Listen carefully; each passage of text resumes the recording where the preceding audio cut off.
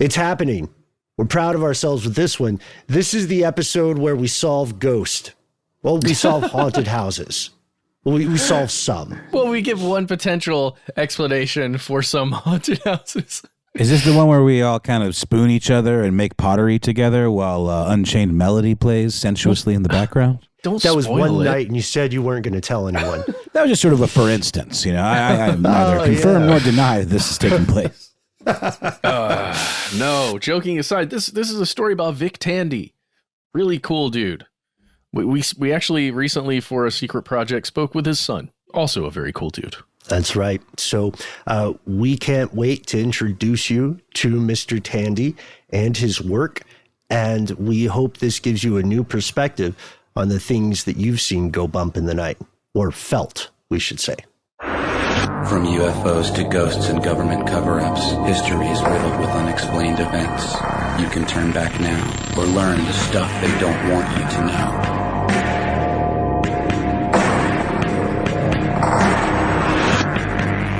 Hello and welcome back to the show. My name is Matt. And I'm Ben. And I am Noel. And most importantly, you are here, which makes this, ladies and gentlemen, another episode of Stuff They Don't Want You to Know. And this is our first time being together in the studio in a little while, isn't it? Since the turkey times. It's been a lovely holiday break for all, except for Matt. No, it was great. It was good? Yeah. Wait a second, I'm sorry. All right, guess what? We're getting into this now. You're going to have to wait on your ghost content, y'alls, because we're going to talk about driving in a car for 12 and a half hours with a baby. Oh, that's right. Was it awesome? That. It was incredible. Yeah. You feel like you know yourself better? Oh, yeah. I know the whole family. The whole family knows itself, and we are all one. It's good to know. Yeah. That's good. I feel like I know you better. Excellent. Well, at one point, we're driving down the road, and son is in the back, and he is just inconsolable. And we just finished changing him, and he got to feed for a while, and we're making a horrible time. It's supposed to take 8.5 hours to get down where we're going, and it was already upwards of 10. So Diana said, you know what, we're doing this. She just leaned over him and fed him mid-drive. I thought you were going to say she chucked him out the window. No, not this time. Not yet. It's a little early for that. Good. But yeah, doing some dangerous things on the highway, guys. And am I going to get in trouble for that? No. With who? Yeah. I don't know. The law, maybe? No. I'm going to go out on a limb and say that I hope law enforcement has something better to do. Yeah, I guess you're right. But it was terrifying at the same time. So speaking of families and terror, I'm the only one who's going to share about my turkey times. I went to dinner with my mom. We ate a buffet. It was, That's my favorite kind. It was good. And then we went and saw the new Bond film, which, as it turns out, was called Spectre. Speaking of fantastic segues. Yeah. So, as you have probably noticed from several of the incredibly clever hints that we have dropped in the beginning of the episode, today we're going to return to a topic that has interested a lot of our listeners, a lot of our audience, and that we have done a couple podcasts and videos on in the past, and that is spooky ghosts. A spooky ghost. So first things first, what is a ghost? What do we mean when we say that's a ghost? That's when you leave the party and don't say goodbye to anybody. Okay, I'm sorry, guys. That's just how I am, and that's how I'm going to be. Okay. Oh, God. I wish I knew more context about why or which party it happened. Every party.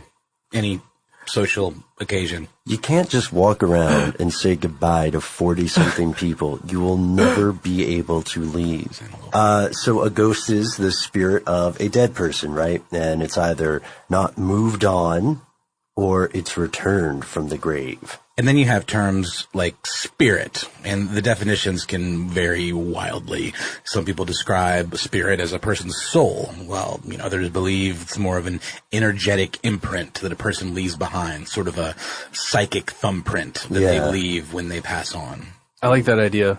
The idea that perhaps if there is a ghost, then it is the energy of someone who was here before, and it's not necessarily a thing that you can point to, like a a ghost or a spirit. It's just this imprint that they've made. I love that idea.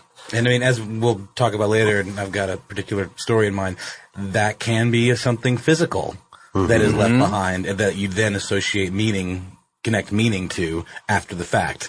And that, I mean, or it could be something a little bit more ephemeral, as we'll get into as well. Exactly. And one of the great things about this kind of belief, if you do believe personally in these kind of things, spirits and ghosts, it's not in the fringes at all. This is something that's been around for a long time that a lot of, really intelligent people have believed in, and we talked about it before. And it's also one of those things that it's extremely helpful for the human experience to have a belief like this. Yeah, I mean, even Winston Churchill reported seeing the ghost of Abraham Lincoln while walking into a White House bedroom in the nude.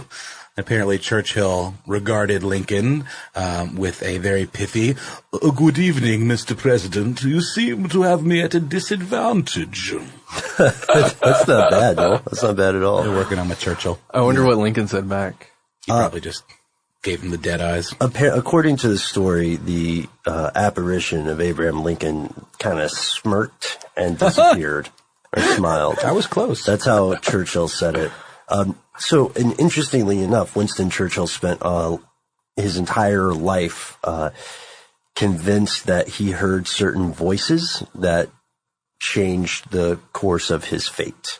Wow. And so he blamed he attributed a lot of the close calls in his childhood and adult life with these voices saying things like, "Not that side of the carriage, move to the other side."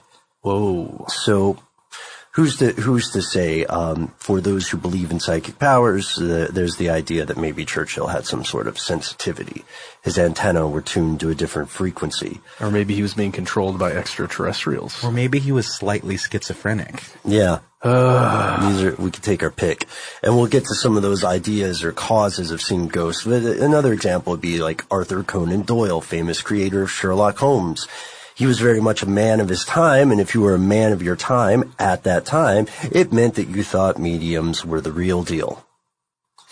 That's a shame because, I mean, to have created a character like Sherlock Holmes who was supposed to be able to just see through the BS that anyone was putting out there, I find it a little bit troubling that Sir Arthur Conan Doyle was taken in by these mediums who have, pretty much been debunked across the board. But I can imagine that being an exciting, a very thrilling just thing to do after work, after you've been writing for a long time. Go down, and even if it's just pretend, it's almost like you're in a little mini play.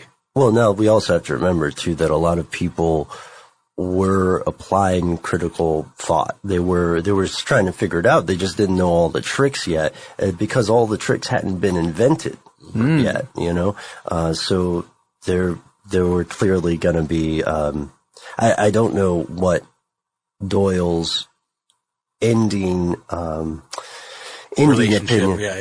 of psychic powers was, but I know for a time that he did believe it was possible, as did other people of the day, and as do people now, which might be a good idea for an episode, because a lot of people believe in the afterlife.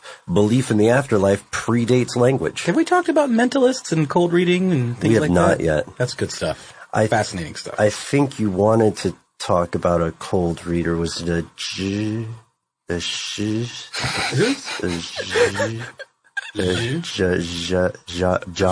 John. I'm getting a John. Yes. Yeah, I know a guy named John. I do. I know several Johns, in fact. Holy cow. How did you do that? Watch out. How did you do lest that? my powers. Man. We should honestly get some people in the studio to do like a reading of us.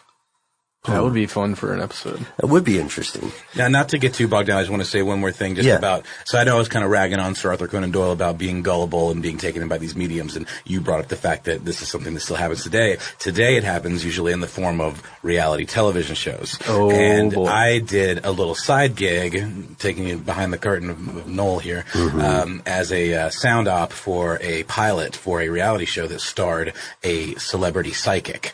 And one of her bits was she had these people would bring family heirlooms out, and she would wave her hands around it and say things about the history of the item and as related to the history of the person and their family. And she, she made some people freak out, and I know that they weren't plants because one of them was actually the wife of the guy that was running the production company, and she's definitely a skeptic, and it freaked her out to no end. So, but I'm on the fence about some of these things too, I gotta say. Do you think it was possible to explain that, or because what you're talking about is psychometry? Yes, right? I definitely think it was possible to explain it. I think there are ways that she could have researched this person and used, especially nowadays with as much information as we put out there on the internet, it's probably pretty easy for someone that's in a position where they know who's going to be coming to do a little research. Yeah, I was going to say, I don't want to speak badly about the person who was running the production whose spouse it was, but I mean, if you want some good TV or good video, then maybe sneak a little insider information in. Yeah. But even the most skeptical people that I've met, at least, have at one point or another had some serious event occur or a dream which seems to predict something. I know you guys have had something like that, and I certainly have in my family. Maybe it's some sort of mental illness carried down through the line, but the big mystery that ghosts are inextricably related to is, of course, the afterlife. The big thing that no one can explain, right? We know so little about we know what happens to our bodies, right? We totally get that part. Everybody knows that part. And our fellow podcasters have done some great and gruesome episodes on what happens to you physically when you die. But the real question that everybody asks and everybody fights over, far be it for me to blame war on religion. I'm just saying, the big thing is there an afterlife, And who's in charge of it, and who's going to be there. Right. Well, what are the rules to get in? Mm-hmm. It's true.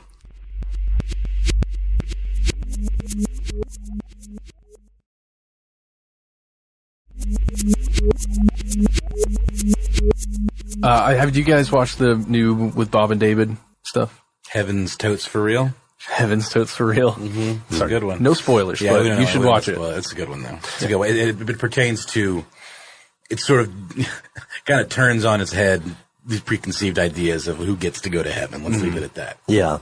Yeah. I think it would be difficult to explain over an audio podcast. I think so, too. So a 2005 Gallup survey finds that, at least in the U.S., and we may have mentioned this in earlier shows, more than 1 in 3 Americans straight up believe in haunted houses. Like, do not go in there, Janet. I've seen the movie. That place is haunted. It will wear your flesh and a different you will emerge from the gate. Well, and that gives the preconceived notion that it's possible for a location, a physical space, to be haunted by something. Mm-hmm. Whether it's like the thumbprint model that we described at the top of the show, where something bad happened there and it left behind some bad energy. Maybe it doesn't have to be bad. It could be a good haunting, but usually, I guess what makes it into popular culture is more the evil spirits and the, scary hauntings where people are being tormented and things like that. And there's more interesting stuff from this poll, too. So people believe that maybe there's a non-haunted place, but given certain circumstances, the ghost of someone can return. Your grandmother or your grandfather that visited you once when you were 3 may come back and say, the building's on fire. You know what I mean? Yeah, look out for you. Almost like a guardian angel of sorts, but it's someone directly from your past. 21% of the people in the poll believe, like Arthur Conan Doyle did, that it is possible to communicate with the spirits of the dead. Well, and specifically that they could do it, right? That's what the 21% was? Oh, that they have, yes. Yeah. That they have had some sort of contact. It's more than I thought it would be. It's more than I thought it would be, too, but these numbers pale in comparison to the next statistic. Yes, Ben. 42 of the Americans that were polled believe that, quote, people on this earth are sometimes possessed by the devil. Mm-hmm. And we've talked about exorcisms before. Yep. It's interesting because it leads you down a specific belief system, right? A system of belief to believe that the devil exists, first of all, or Satan, and then that entity, when it is real, can enter, or at least a demon can enter a human body. So are demons ghosts? Is the devil a ghost? Man, there's a lot of minutia there. I'm being rhetorical, but I guess what I'm saying is, I wonder, is there anything in the Bible about ghosts? Yeah, I think there are mentions of ghosts. One of the first, because it's such an old belief, one of the first mentions of ghosts, which we had talked about before, is in the Epic of Gilgamesh, which, that's just a strange name for me, to say. So anyway, It always makes you think of Gargamel. Gargamel, yeah. And why isn't anybody naming their kid Gilgamesh or Gargamel? Huh? And Matt, that was your shot. You really, you know what? I missed it. I missed it this time. Yeah. No, but seriously, I mean, as far as, you're talking about the idea of ghosts dating back to this really, really early text. Obviously, the Bible is a very important old text that we, many people rely on daily. And I just wonder, with the stats being what they are, with so many people believing in ghosts and believing the ability to communicate with ghosts, I wonder what the religious connection is there. And I would just be interested in finding out more about that. Yeah, it's interesting because I'd like to hear from some people who are perhaps a little more familiar with that, because, most of the use of the phrase ghost in the Christian Bible is probably going to be related to the Holy Ghost, right? I guess what I'm kind of fumbling around to say is that I kind of feel like folks that are devout in their religion, in terms of especially Christianity, would be less likely to believe in ghosts, simply because the idea of spirits lingering after death sort of goes against the basic principles of Christianity, in terms of, like, if you did good, you go to heaven. If you did bad, you go to hell. There's really no middle ground. There's no sticking around, as far as what I've read. Got you. Well, it could also, that's interesting bringing it up, because then there could still be a belief in non-human spirits, such as possessive demons or angels, right? Exactly. And in Islamic tradition, we've talked about this before, it's a fascinating thing to me. There is a third sort of sentient race, right? The jinn. And they're wrought from smokeless green fire, and very different. Throw the Aladdin stuff out. The Disney film Aladdin is great. Some of the stories in 1001 Nights, great, but the actual jinn are much closer to something like an angel or a demon. So that's a belief in something that is otherworldly, yet not quite in the afterlife. But that's also an interesting point you raised too. Like, if we go back to Christianity, wouldn't people be much less likely to believe in that? I'm going to go ahead and just really quickly disagree. Just because I think if you have that belief system that there is something that is so outside of the normal everyday experience, right? So the belief that just through faith, I believe that there's this whole other plane called heaven that exists. I believe there's this other plane called hell that exists, perhaps, and all these other things, like, especially if you believe in some of the parables, if you believe that they are absolutely true to the word, then perhaps you could believe that there's this thing that you've never seen before called a ghost, but I absolutely believe that it's there. And maybe, something gets caught up in the process and gets left behind. Like the spirit didn't make it to heaven. Hasn't passed on. I can see that. It's just interesting. There's just like you said, there's just so many sects, there's so many different belief systems, that there are just as many ideas for this stuff as there are, stars in the sky. But the poll shows that there's no statistically significant differences.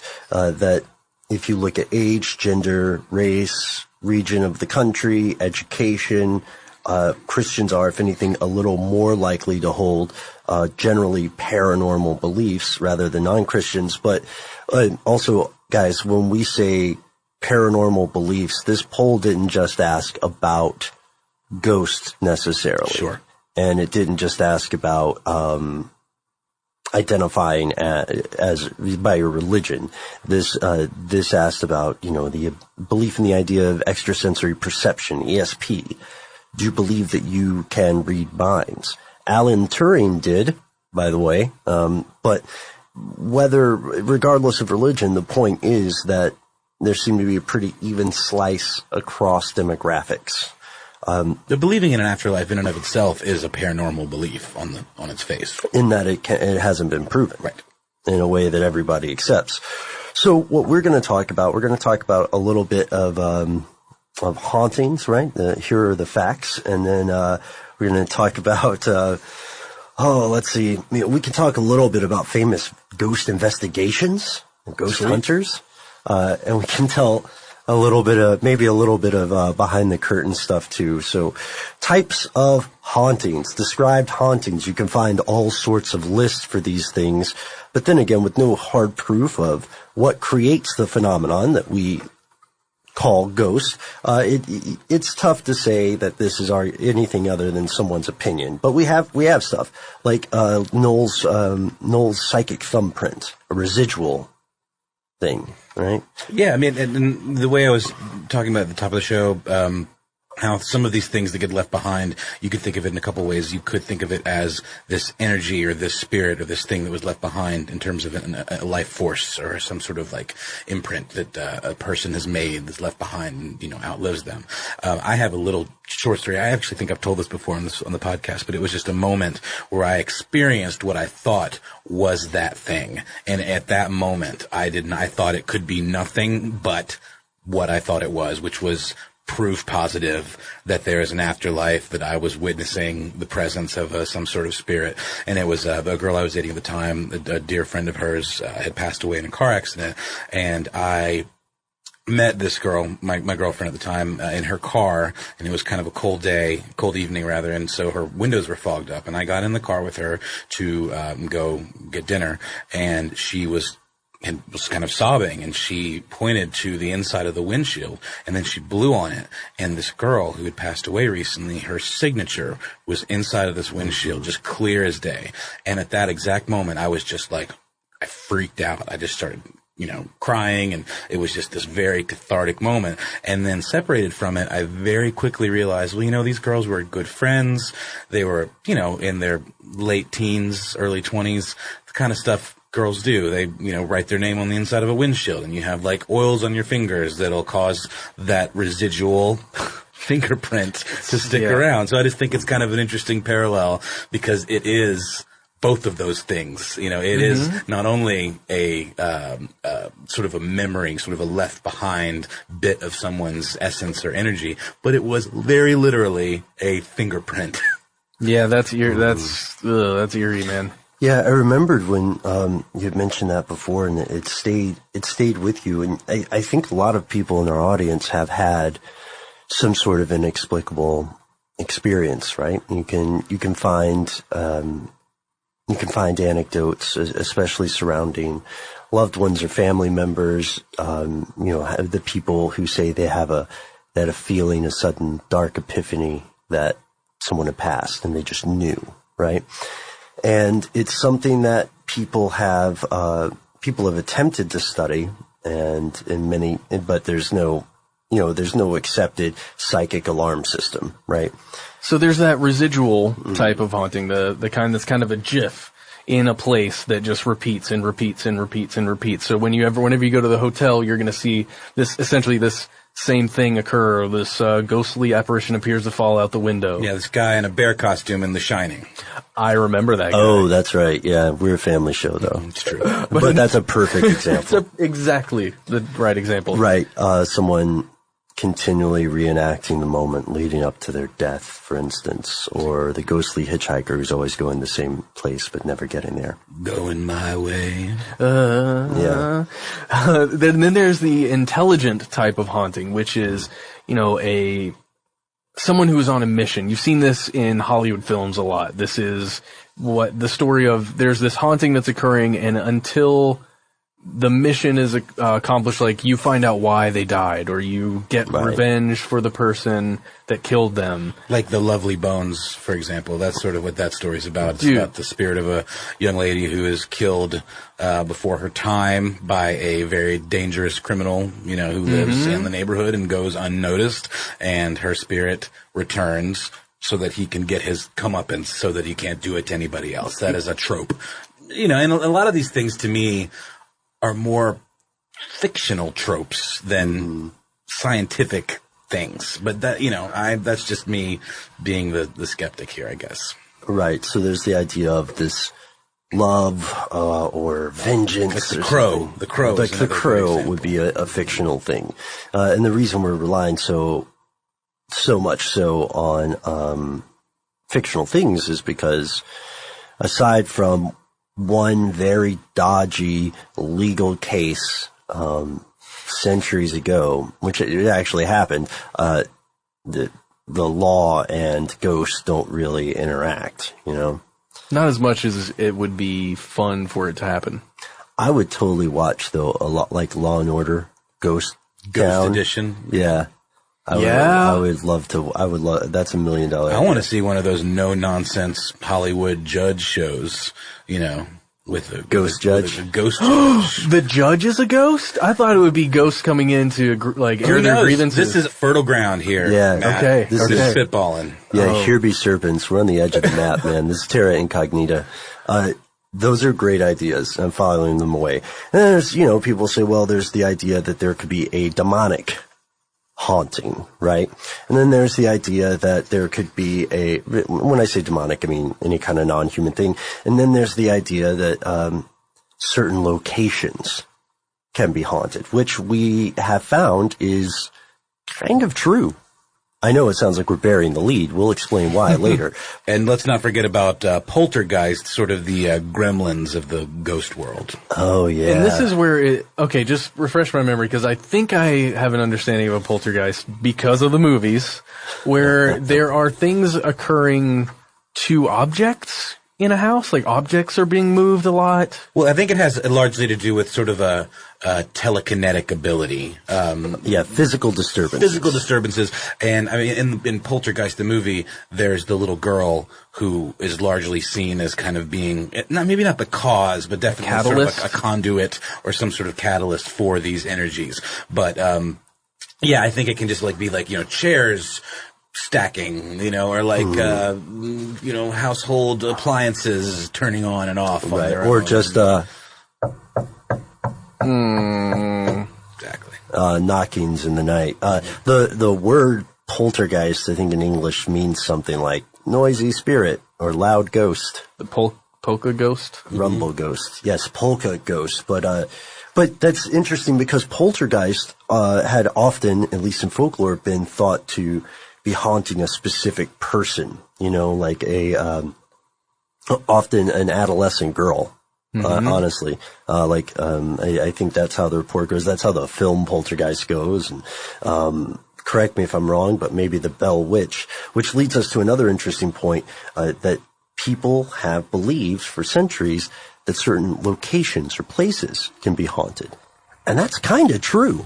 Oh yeah. And not just places, and a single object, like a trinket, or I don't know, maybe somebody's jacket. Interesting. And we'll get right back to that after a quick word from our sponsor.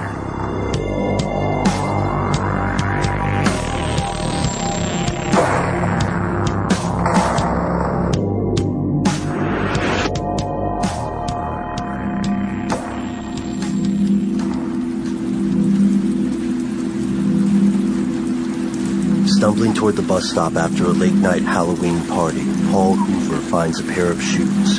He's not sure where the bus stop is when he finds these shoes.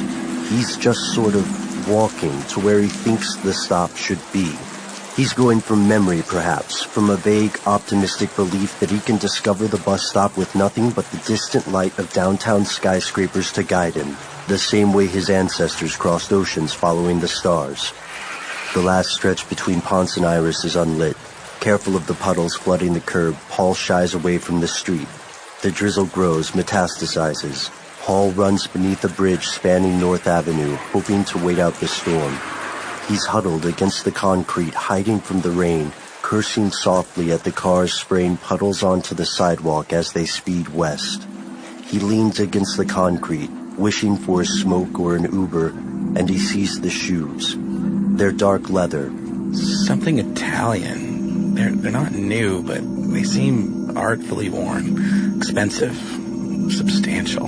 His shoes, broken down, paint-smattered Jordans, feel leaky and cheap as he stares at the dress shoes, placed neatly against the concrete wall, heels back, toes facing the street. Paul momentarily imagines some well-dressed revolutionary of bygone days standing against the wall, fearlessly lighting a last cigarette as he bids his executioners to steady themselves, to remember they are men, to shoot. The water seeping into his Jordans brings Paul back to reality. He regards the dress shoes and wonders, should I? He's just drunk enough to try them on, putting one foot in gingerly, then the next. They fit perfectly. The rain slows back to a drizzle and Paul stumbles into the night, his broken Jordans discarded and forgotten as a passing car throws water across their soles. Paul's beginning to worry he won't find the stop. He's admitting he can't remember the exact location of the bus stop. He's beginning to think he should have called an Uber before his phone died when a car pulls slowly beside him and honks the horn. The window rolls down, revealing a woman Paul doesn't know. She wears a long red scarf, one of those kinds Paul's mom calls an infinity. Hey, she says. Need a ride? Get in. Paul thinks, she's pretty. Who's this? No way am I taking a ride with this weirdo. And these thoughts come to him all at once, tripping over one another like strangers interrupting, like runners in a crowded room, and he's just drunk enough to hop in the car. I'm just headed to the bus stop. The woman doesn't respond, just drives toward the city in silence. She parks along an unfamiliar side street, an alley almost, in the heart of downtown. Where's the bus stop? The woman doesn't answer. She hops out of the car and Paul follows her. Are we near a train station? The woman looks back over her shoulder. Come on. She's heading toward Peachtree, and Paul walks after her into a bar. It's loud. Paul thinks. Louder than it should be. The place is like one long hallway with a pool table at the end. Most of the crowd is in one sort of costume or another. Hey, says a man at the bar chewing on a toothpick. You should watch out, buddy. Coop ain't gonna be happy to see you. Who the hell is Coop? Says Paul. The man just turns back to the bar, staring at a rerun of football on the staticky television. Paul's looking around for the woman who... took me here? He thinks. Abducted me? When another woman walks up to him, she hands him an old-fashioned. You're a sight for sore eyes, babe. She's tall, with long hair and dark eyes. She looks him up and down. Rough night? Do we know each other? She raises an eyebrow, laughs. You always say that. The tall woman leans close to Paul's face. Listen, what do you say we... You cheating bastard. What are you doing in here? Paul turns just in time to raise his hands in defense. The screaming man swings wide, shattering the old-fashioned to the floor. Paul stumbles back, dizzy, heart racing. Coop, don't! Yells the tall woman. Paul's eyes race for something to grab, a pool stick, a bottle, a chair. No one in the bar moves to intervene. It is as if he does not exist.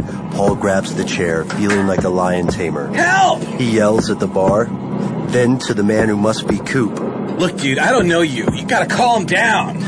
The man, Coop, draws a gun. Paul throws the chair, knocking Coop to the floor. He glances at the door and sees the woman in the red scarf leaving.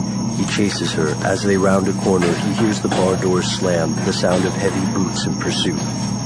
Hey! Yells Paul. Who the hell are you? Help me! The lady in the scarf turns as she opens the car door. I can't. It's too late.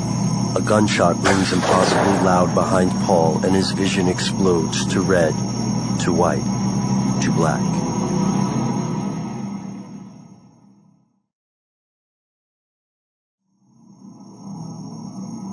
Early the next morning, the medical examiner turns on an audio recorder as he prepares to conduct the autopsy. Okay, let's see what we got here. Unidentified male, late 20s, messy. Gunshot wound to the head from the rear. Execution style. A lot of those lately. Another day in paradise, I guess. The examiner pauses before continuing. He takes off one of the corpse's shoes, then the other. He holds them up to the light, brow furrowed, watching the shine of the dark, handmade leather. Huh. He says. You again.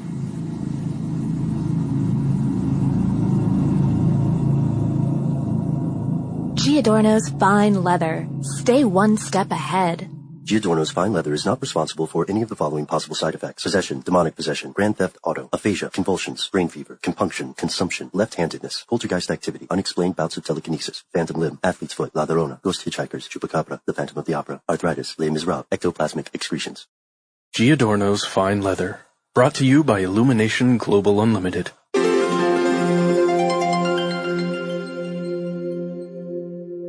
Wow. Guys, that was not great courses. No, that was a pretty, I really feel like, old Illumination Global Unlimited's been, pumping a little more Illuminati bucks into those ads. Mm-hmm. Well, did it feel like an ad to you guys? I felt like that was a story. And then it was an advertorial. Mm-hmm. I don't know. I'm a little scared.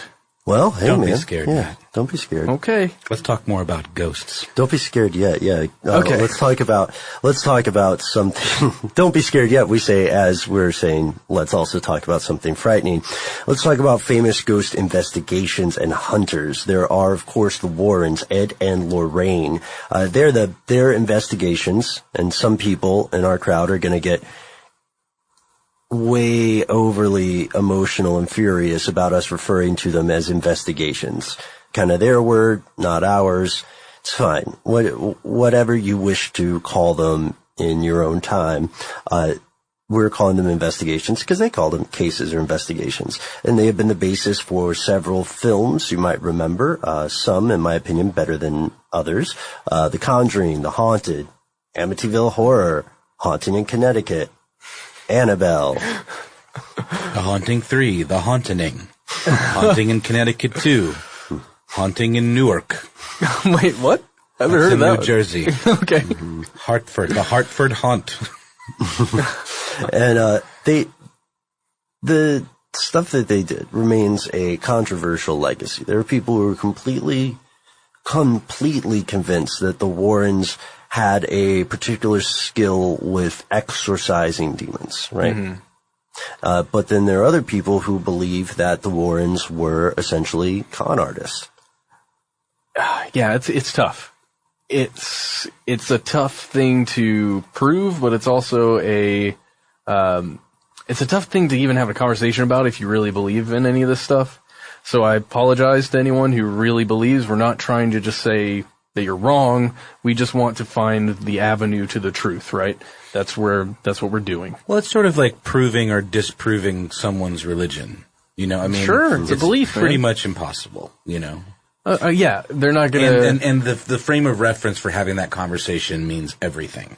If you're trying to convert somebody to believing in ghosts, spiritual disturbances, believing that you are a successful ghost hunter, if that person isn't already on the same page as you, it's going to be pretty difficult. And there are also, there's more than one type of ghost hunter. We should be completely clear about that. There are people who believe that they are encountering something through an inexplicable natural ability, like a medium, the power of a medium, right? And there are people who believe that the power of a religion allows the cleansing or the exorcism of someone. Like a priest. Yeah, like a priest, some unhelpful spirit. And then you will also hear people say that you should smudge a house or burn it with sage to purify it, right? But then there are people who rely more on the technical side, and they say, let us see these drops in temperature or see if there's anything odd on these cameras, right? And then there are people who go in entirely to say, this is wrong, this BS, you are either willfully ignorant or you are purposefully swindling yourself when people report it. And then there are people who are more in the middle. And that brings us to here's where it gets crazy part of the show, because there are various theories explaining ghost sightings that are not necessarily, my dead grandfather came back because he knows I stole his Playboys. True story. No. Well, the Playboy part. Do it just for the articles, though. Right, yeah. No, Shel Silverstein is published in there. It's pretty good. He has a poem about meeting the devil, actually. I know that one. Yeah, it's a pretty good one. It's intense, huh? yeah. What was it called? Oh, no. Sorry, I haven't thought about that in forever. That's I can't remember. Yeah. I'll have to look back and tell you. But so we'll get back to that poem. We'll bring it up. But so some of these, let's get past some of the easy ones that people have heard before. Like there's a hallucination due to perhaps a physiological injury or mental instability. Noel, Matt, and I alluded to that a little bit earlier when we were listing possible causes. You could have things like there's structural damage of some sort, or just some inexplicable noises that are occurring, maybe from pipes, let's say, or from the air conditioner making noises. Don't be so silly, Martha. 'Tis only the wind. Maybe. Or the raccoons in the attic. 'Twas but apples falling from the tree. Get rid of raccoons in the attic, and then put that one in. Sorry. 'Twas simply a bag of hands dropping one by one onto the floor. It was an acorn. Yes. It was a different time. But that's absolutely true. It's very easy to misidentify things. Before we get into the real meat of this, can I just tell you guys one of my least favorite horror movie tropes? Please. Thank you. Because if you said no, we would have just kept going. But I despise it when there's a haunted house situation and there's that one person who not only doesn't believe that the house is haunted, but has to be a prick about it. That always bothers me because I feel like it's such a metaphor for all these other unacknowledged problems that people have or stand in. You know, like, you're in a relationship and you got, your partner's best friend, like, hates you. And you know it. And it's obvious. And you're like, hey, your best friend hates me and we shouldn't hang out with him. And then they're like, oh, no. You just don't get Daphne or whatever. No offense to anybody whose name is Daphne. I just pulled that out of the, ether. Seriously, sorry, Daphne. Yeah. So that's just the rant, because you've probably had this happen at some point in your life where you feel like you are telling somebody something terrible is happening, something very bad is happening, and they're going, oh, Matt. Calm down. It's a comment on denial, I think, and we all go through different versions of that throughout our lives.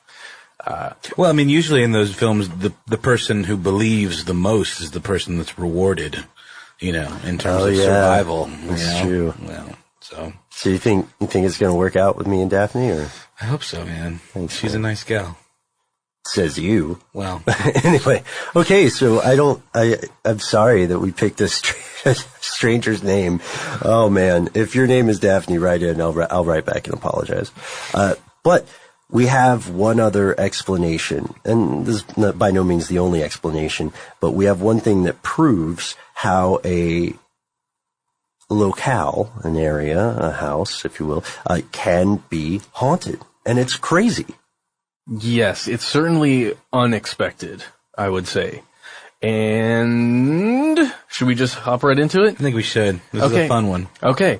So what if the ghost that you're seeing, or you thought you saw, or you thought you heard, what if it was just a low frequency vibration causing your mind and your eyes to play tricks on your brain? See, that's a great question. I gotta say though, I don't like the use of just, because I still think this is amazing. Mm-hmm. I don't think this is like a debunking thing. Okay, yes, you're right. I do not mean to downplay the coolness that the vibrations, that the effect is. The effect itself is very cool. Well, I also don't, okay, I already used up my one soapbox for the show, but I am gonna say, I don't think that the existence of low frequency vibrations or infrasound necessarily means that that is the only thing at play.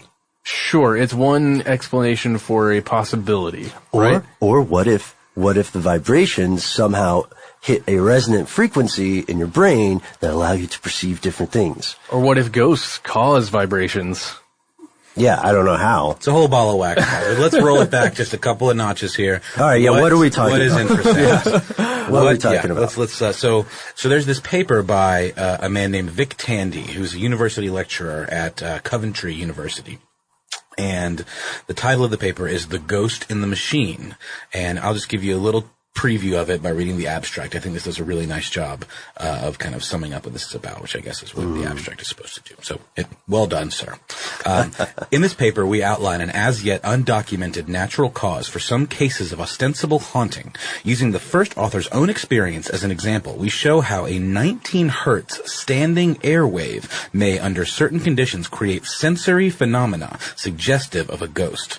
The mechanics and physiology of this, quote, ghost in the machine, end quote, effect is outlined. Spontaneous case researchers are encouraged to rule out this potential natural explanation for paranormal experience in future cases of the haunting or poltergeistic type, which I think is a very thoughtful thing to put there in the abstract. It's like he's saying, hey, we did this study that explained this thing, so doing you a solid, ghost hunters, rule this out when you're looking for actual paranormal phenomenon, because it ain't that.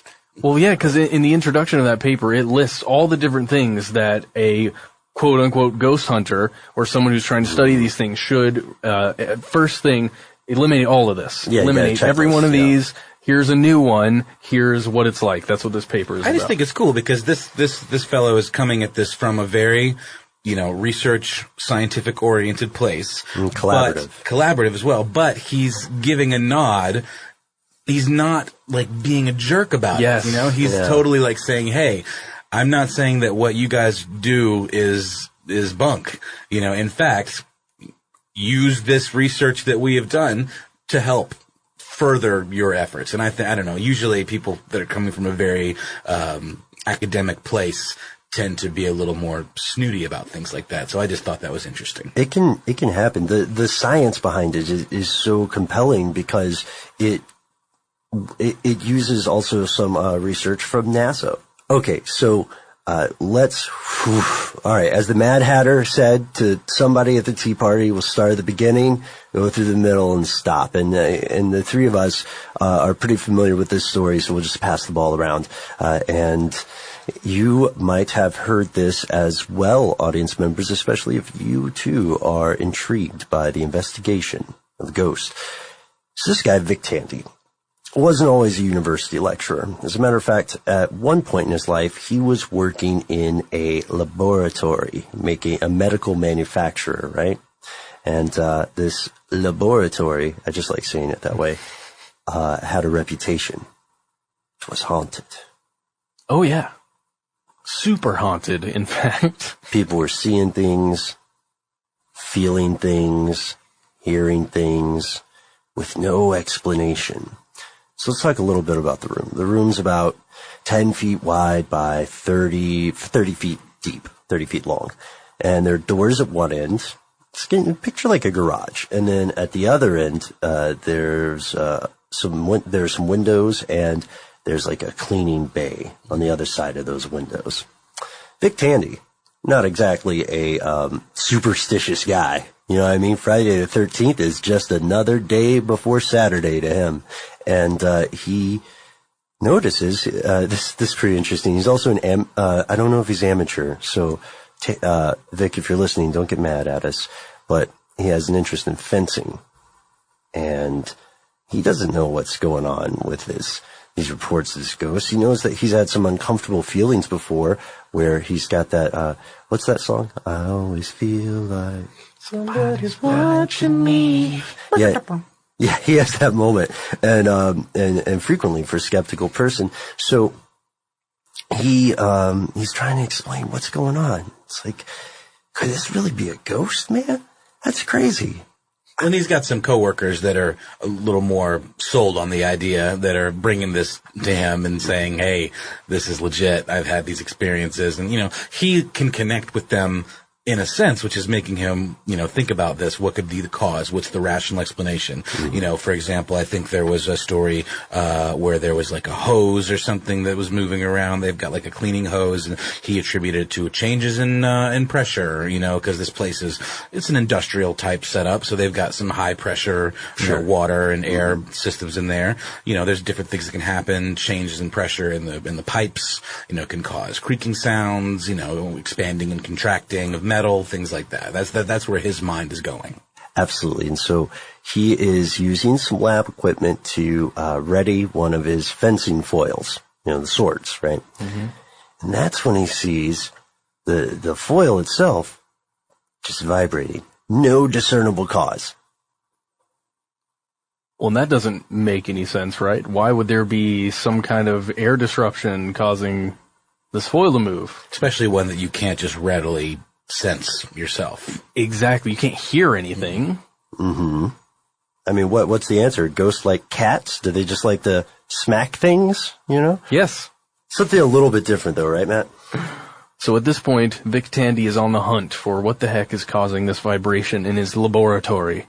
Well, and he finds that there is you might have to help me out with this, Ben. It's a fan that's causing this, or a vent, a new. Yeah, there's a fan duct, I believe, mm-hmm. and this duct is emitting a very low frequency sound, and it's emitting it in what's called a standing wave. So this is really cool. This is when, can you explain a standing wave? Yeah, well, I mean, in this case, a wave, sound is measured in waveforms. If you've ever done any audio editing or recording, you see audio represented in a series of peaks and valleys. So it sort of looks like almost like waves on the ocean, honestly. There's peaks and then there's troughs.